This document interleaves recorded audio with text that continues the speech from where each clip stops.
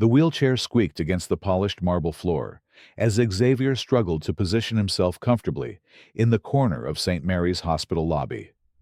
His 12-year-old frame seemed impossibly small in the oversized chair, but his eyes held a maturity that spoke of countless medical appointments, procedures, and waiting rooms just like this one. The afternoon sun streamed through the tall windows, casting geometric shadows across the gleaming surfaces, while the familiar scent of antiseptic and floor polish filled his nostrils. Xavier checked his phone again. 2:47 p.m. His prescription should be ready by 3 o'clock. The pharmacist had promised. The cerebral palsy medication that helped control his muscle spasms was running low, and missing even one dose could leave him in significant discomfort. He'd been coming to this hospital since he was 5 years old, knew every corner, every staff member, every pattern in the marble flooring. The lobby buzzed with typical afternoon activity. Visitors clutched flowers and gift bags. Nurses moved purposefully between departments, and the soft ding of elevator arrivals provided a steady rhythm to the controlled chaos. Xavier had learned to find peace in these spaces, to let the ambient noise wash over him like a familiar lullaby. "Excuse me, young man?" The voice cut through his reverie like a blade through silk.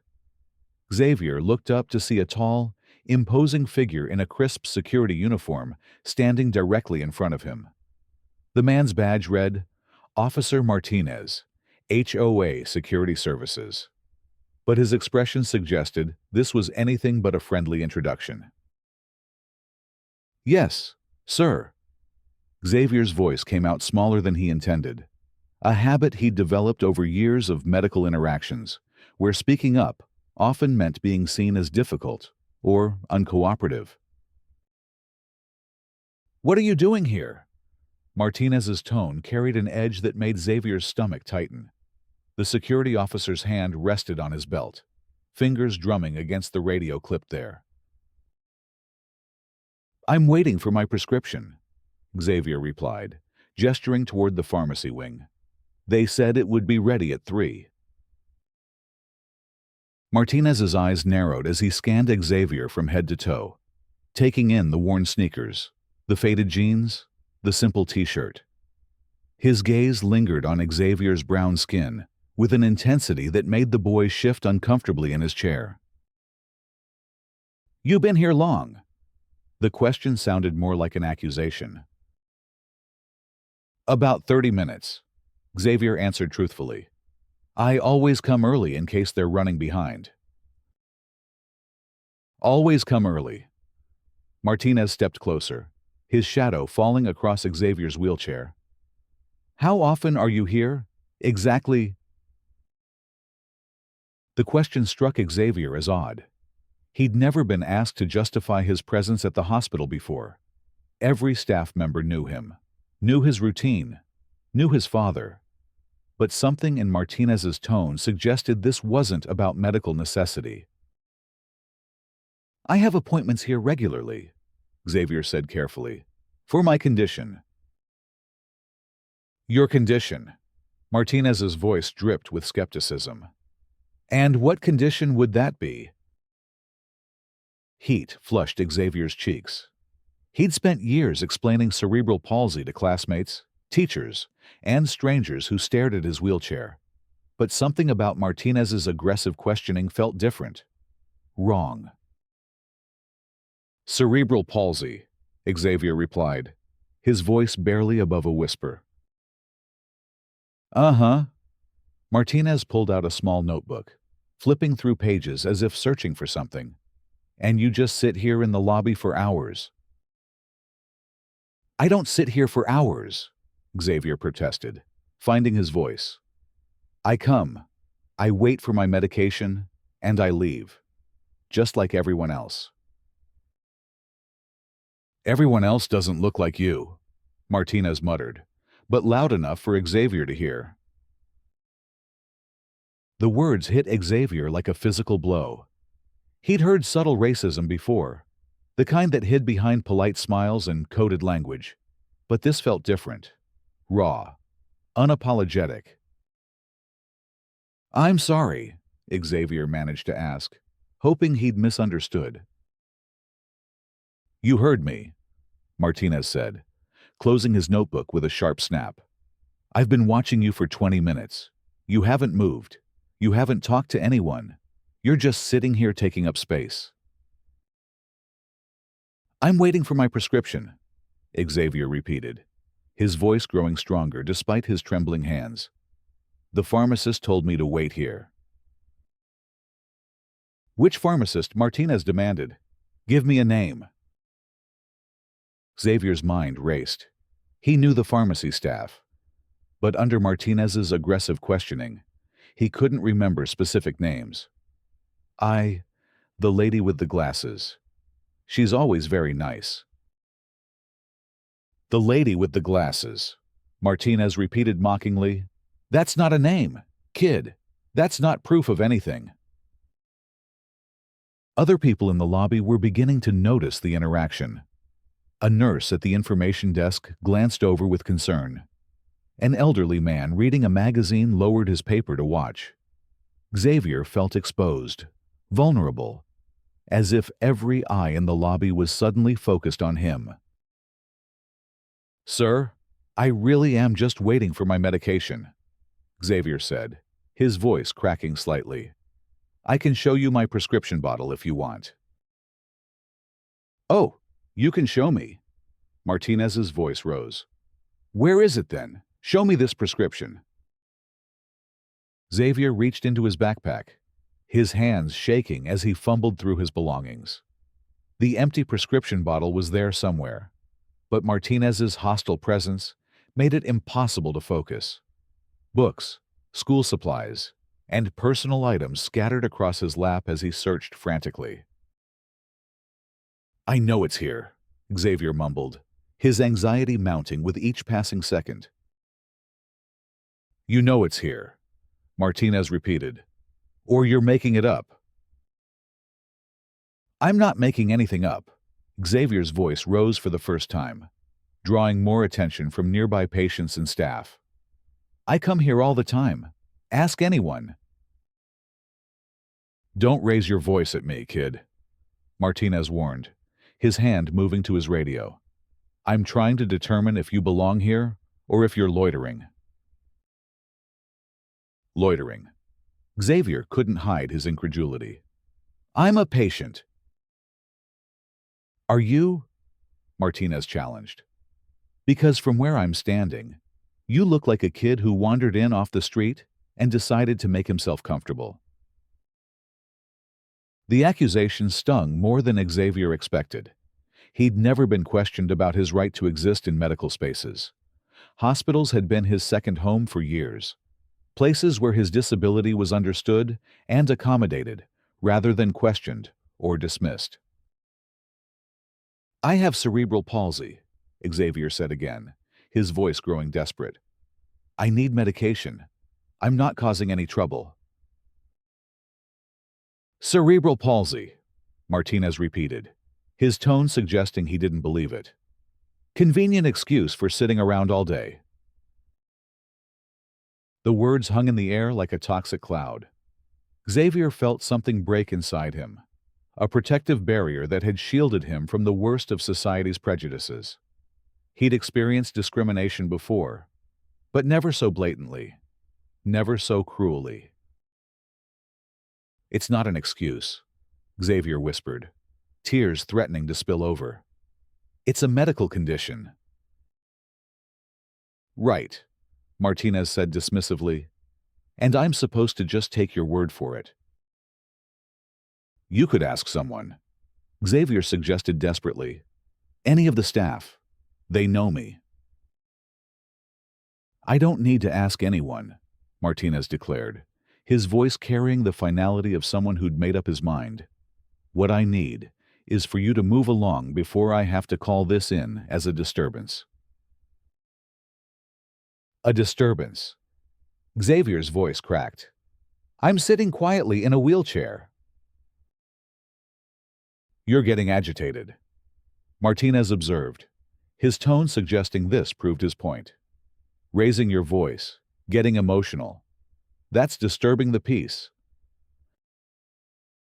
Xavier looked around the lobby desperately. The nurse at the information desk was watching with obvious concern. A group of visitors had stopped their conversation to observe the confrontation.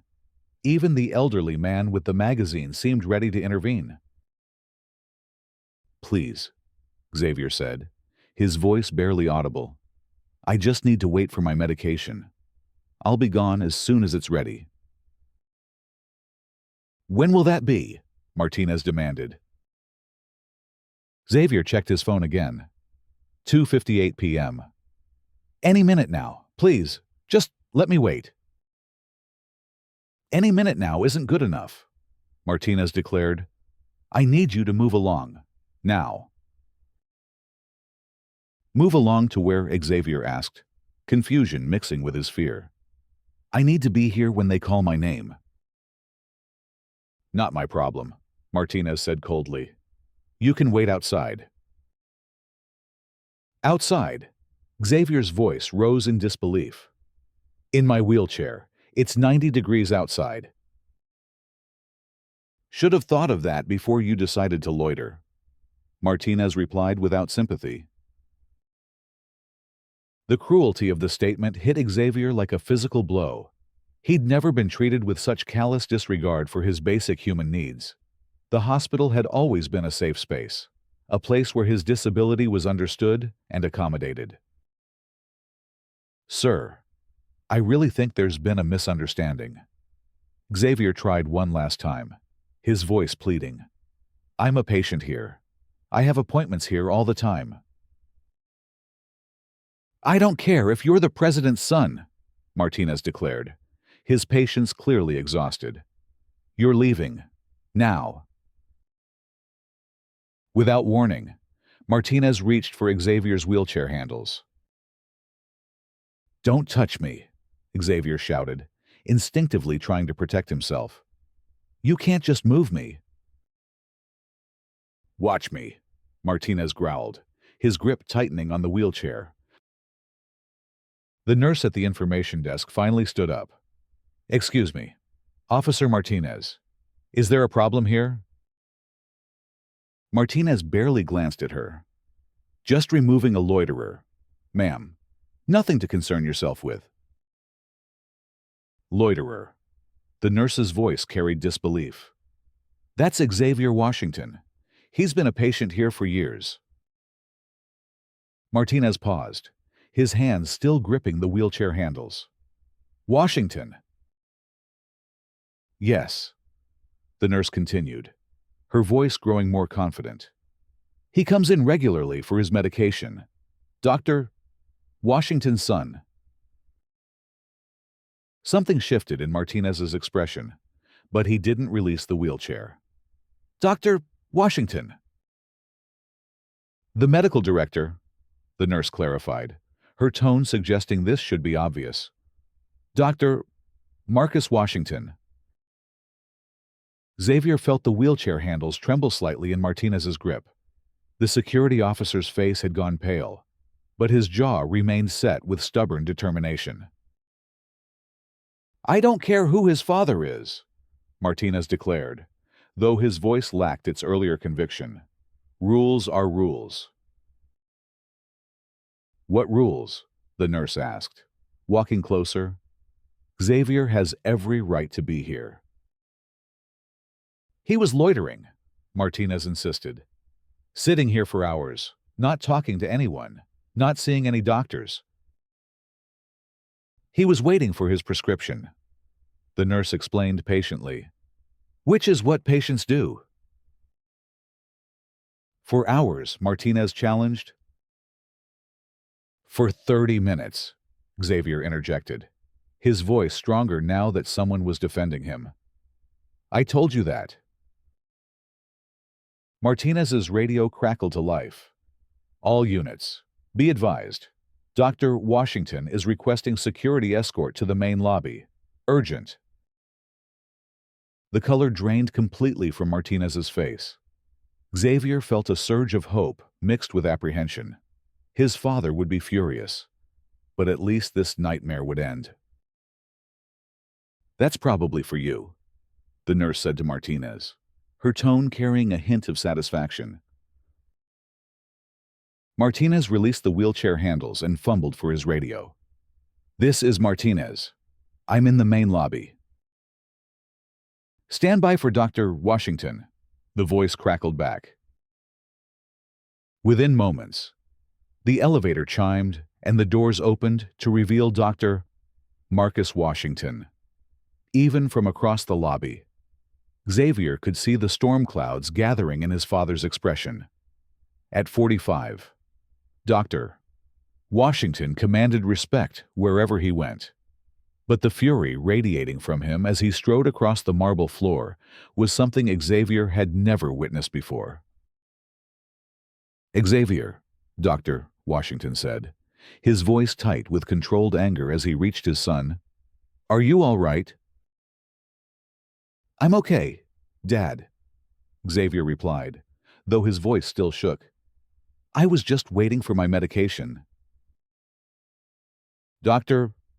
Washington's eyes moved to Martinez, who seemed to shrink under the medical director's gaze. "Officer Martinez, I presume—" "Yes, sir," Martinez managed to reply. "Would you care to explain why you felt it necessary to physically handle my son?" Dr. Washington's voice was deadly quiet. "Sir, I was just doing my job," Martinez stammered. "He was loitering in the lobby." "Loitering," Dr. Washington repeated, his tone suggesting he was tasting something bitter.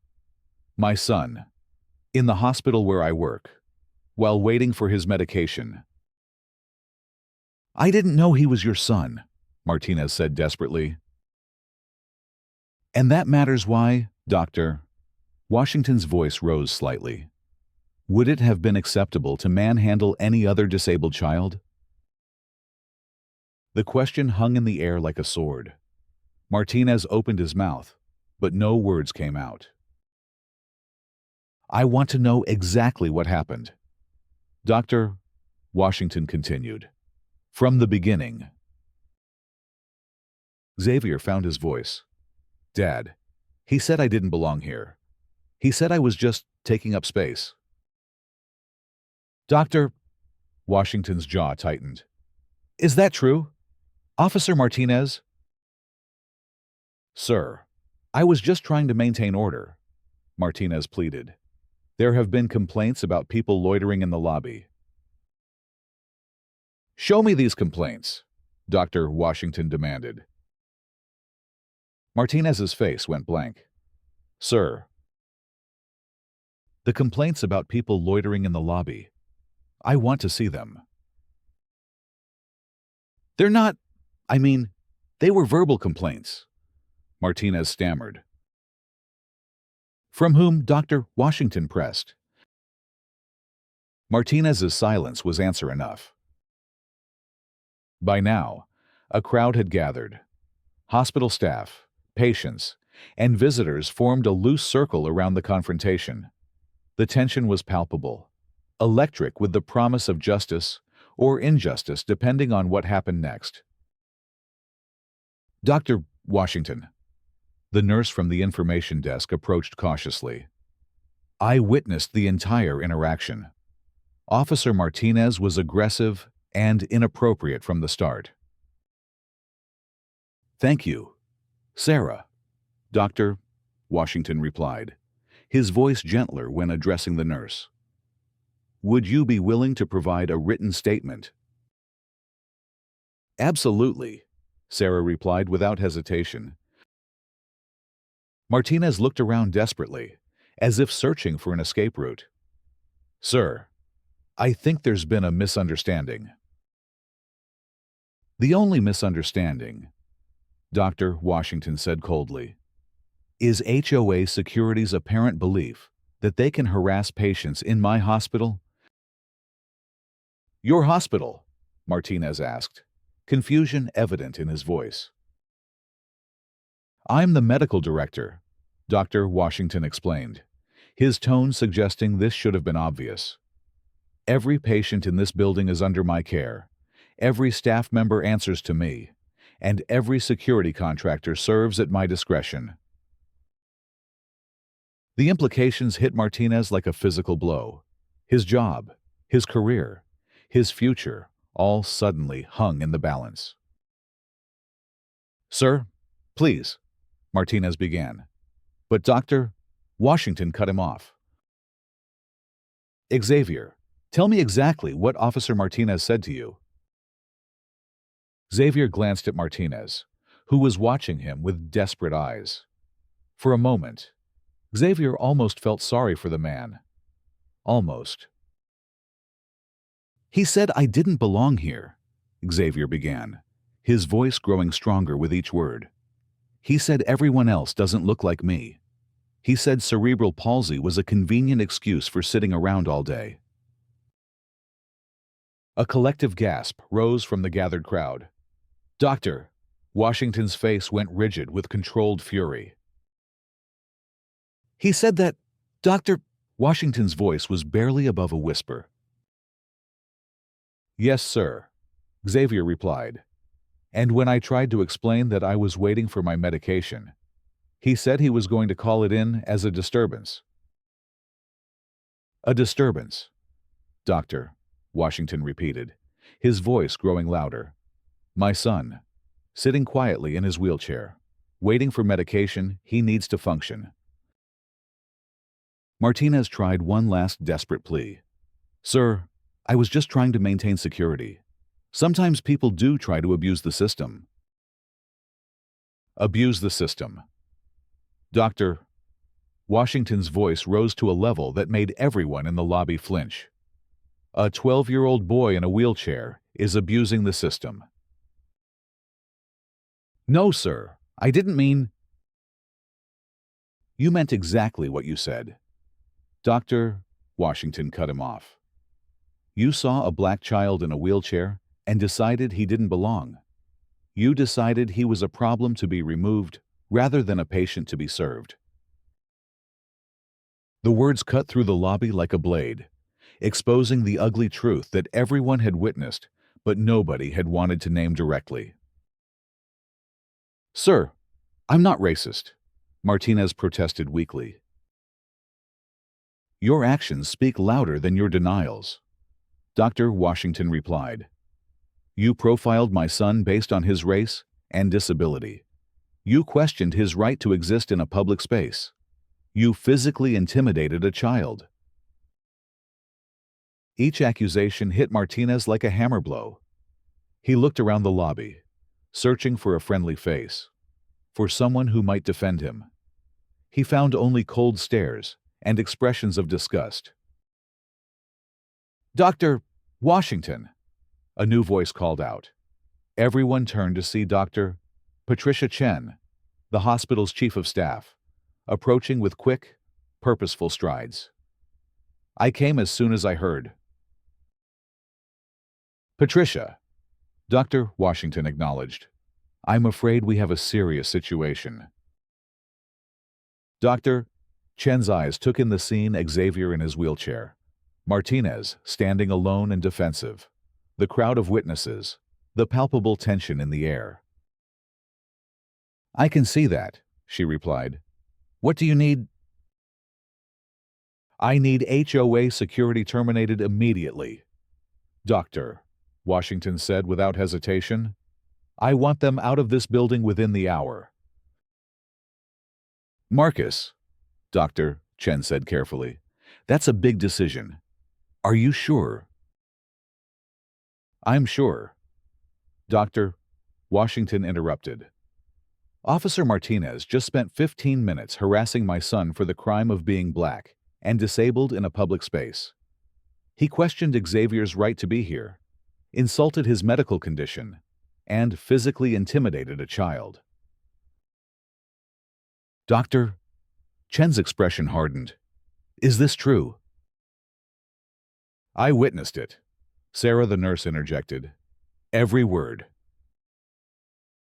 "So did I," added an elderly man from the crowd. "It was disgraceful." More voices joined in, each confirming what they had seen. Martinez stood in the center of it all, his face a mask of defeat and growing panic. "Officer Martinez," Dr. Chen said, her voice carrying the authority of someone accustomed to making difficult decisions. "Do you have anything to say in your defense?"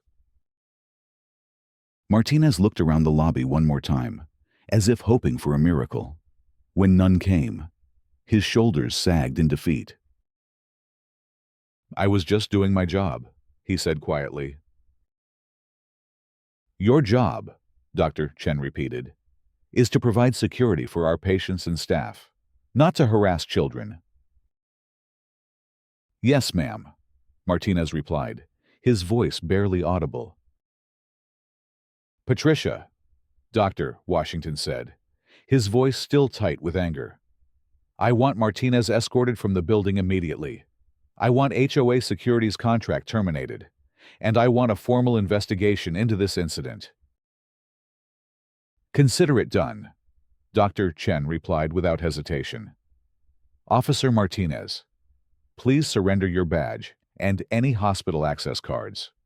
You're no longer welcome on these premises." Martinez fumbled with his badge, his hands shaking as he removed it from his uniform. The symbolic gesture seemed to drain the last of his defiance. "This isn't over," he muttered, but the words carried no conviction. "Actually, it is," Dr. Washington replied. "For you, it absolutely is." Two hospital security guards appeared as if from nowhere, flanking Martinez on either side. Unlike the hostile aggression Martinez had shown Xavier, these guards were professional, but firm. "This way, sir," one of them said, gesturing toward the exit. As Martinez was escorted away, the crowd began to disperse. But the energy in the lobby had shifted. Where there had been tension and fear, now there was something else. Relief, certainly, but also something more powerful. "Xavier," Dr. Washington said, kneeling beside his son's wheelchair. "I'm so sorry that happened to you." "It's not your fault, Dad," Xavier replied, though his voice still carried the tremor of recent trauma. "It is my fault," Dr. Washington insisted. "I hired that security company. I'm responsible for creating a safe environment for all our patients." Sarah the nurse approached tentatively. "Doctor, Washington Xavier's prescription is ready. Has been for about 10 minutes. Dr. Washington looked at his son, then at the nurse, then back at his son. Something in his expression suggested he was making a decision that went far beyond the immediate situation. "Sarah," he said slowly, "I want you to know that what you did today took courage. Standing up for Xavier when you didn't have to. That's the kind of person I want working in this hospital." Sarah's face flushed with pride. "Thank you, Dr. Washington. Xavier's a good kid. He didn't deserve that treatment." "No child deserves that treatment," Dr. Washington replied, "which is why things are going to change around here." Over the next hour, word of the incident spread throughout the hospital. Staff members sought out Xavier and his father, offering support and sharing their own stories of discrimination and prejudice. What had started as one child's traumatic experience was becoming a catalyst for larger conversations about equity, inclusion, and the responsibility of institutions to protect their most vulnerable patients. Dr. Patricia Chen returned to the lobby, carrying a thick folder of documents. "Marcus, I've terminated HOA Security's contract effective immediately. Our internal security team will handle coverage until we can find a new company." "Good," Dr. Washington replied. "And I want our new security contractors to undergo extensive training on disability awareness and cultural sensitivity." "Already on it," Dr. Chen assured him. I've also scheduled a meeting with the hospital board to discuss this incident. They need to understand what happened here today. Xavier had been listening to the adult conversations with growing awareness of his role in something larger than himself. His traumatic experience was becoming a turning point, not just for him, but for the entire hospital system. "Dad," he said quietly, "do you think other kids have been treated like this?" "Doctor," Washington considered the question carefully. "I think it's possible, son. And that's something we need to address." "How?" Xavier asked. "Well, Doctor," Washington said, his voice taking on the tone he used when explaining complex medical concepts. "We're going to make sure every staff member and contractor understands that this hospital serves everyone, regardless of race, disability, or economic status." "Will it work?" Xavier asked with the skepticism of someone who had just experienced the worst of human prejudice. "It has to work," Dr. Washington replied, "because what happened to you today can never happen again. Not here. Not anywhere." As the afternoon wore on, the lobby gradually returned to its normal rhythm. Patients came and went. Staff moved purposefully between departments, and the soft ding of elevator arrivals provided its familiar soundtrack. But something fundamental had changed. The incident had exposed ugly truths that could no longer be ignored. When Xavier finally received his medication, he was surrounded by a small group of staff members who had made a point of stopping by to check on him. The pharmacy technician who handed him the prescription bottle was the same woman who had been working when Martinez first approached him. "Xavier," she said, her voice filled with regret. "I'm so sorry about what happened. I should have intervened sooner." "It's okay," Xavier replied, though his father's expression suggested he disagreed. "No, it's not okay, Doctor," Washington said firmly, "but it's over now, and we're going to make sure it doesn't happen again." As they prepared to leave, Xavier looked around the lobby one more time. The space that had been a source of trauma just hours earlier was beginning to feel safe again. The staff members who had witnessed his humiliation were now his champions. The institution that had failed to protect him was recommitting itself to his dignity and safety. "Dad," Xavier said as they waited for the elevator, "I want to help." "Help with what, son?" "With making sure this doesn't happen to other kids," Xavier explained. "I want to be part of the solution." "Doctor," Washington smiled, the first genuine smile Xavier had seen from him all day. "I think that's an excellent idea." The elevator arrived with its familiar ding, and as the doors opened, Xavier felt something he hadn't expected. Hope. The trauma of the day would stay with him, but so would the memory of a community that had rallied to defend him.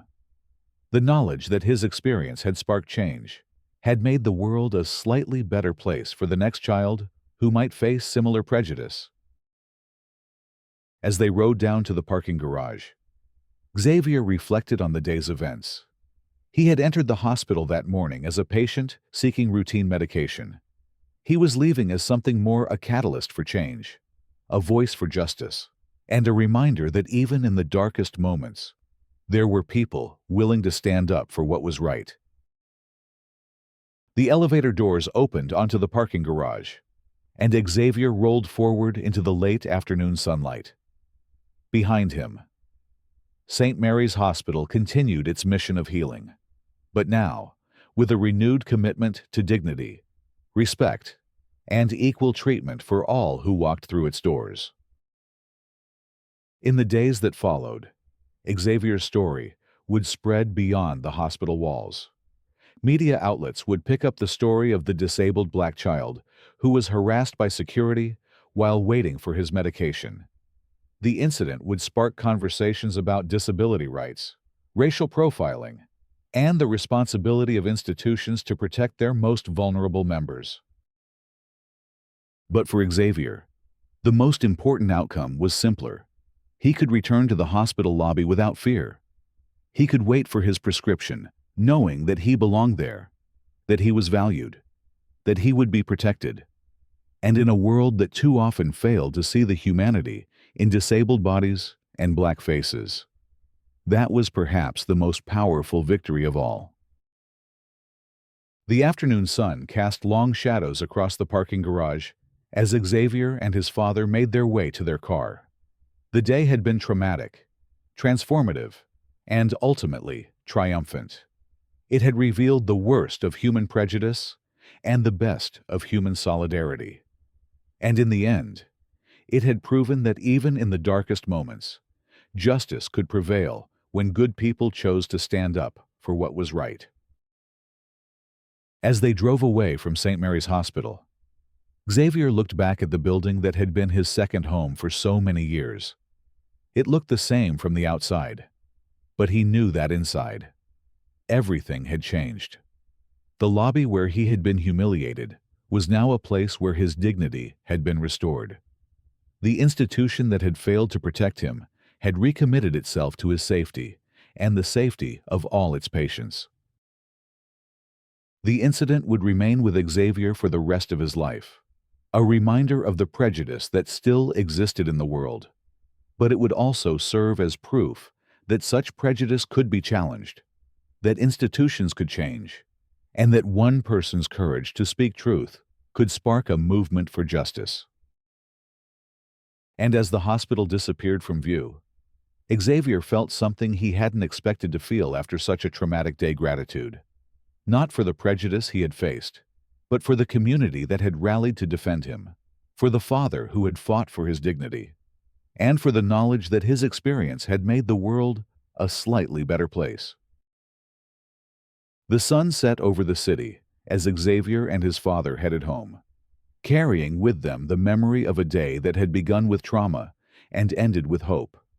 It was a reminder that even in the darkest moments, there were people willing to stand up for justice, to defend the vulnerable, and to create a world where every child could feel safe and valued. In the end, that was perhaps the most important lesson of all: that change was possible, that justice could prevail, and that even the smallest voices could make the biggest difference when they found the courage to speak truth to power. Xavier's voice had been heard, his dignity had been restored, and his story had become a catalyst for change.